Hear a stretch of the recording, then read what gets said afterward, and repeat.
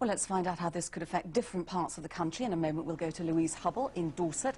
But first of all, let's speak to Mike Sargent, who's in York. Mike, these cuts are very likely to affect the north especially. There must be a lot of apprehension up there. Yes, that's right. That's the fear here. They think there'll be about a 10% cut over the next financial year. So a lot of the pain coming early over the next 4-year period. Some are describing it as the toughest financial settlement since the Second World War. Well, let's get a Labour perspective on this now with James Alexander, who leads the Labour group here in the council. James, presumably you're setting yourself up in pretty strong opposition to some of these cuts.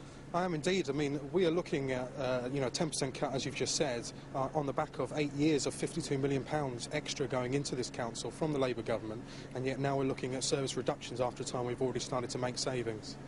But it's fair to say that even if Labour had won the general election, there would still be a very, very tough funding environment for local councils. There would be. It's fair to say that there would have to be reductions in public spending, and I'm aware of that. But what I'm concerned about is the scale of these cuts and them being front-loaded to here this year. We are talking about a reduction in a huge amount of services, a reduction in jobs. Neighbouring Selby Council is going from 300 staff to 14. I mean, that's the scale of the kind of thing we're looking at.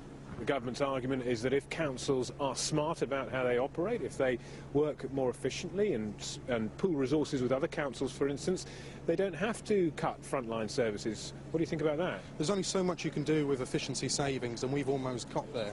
What we are talking about now is real-term cuts in front-level services for vulnerable people.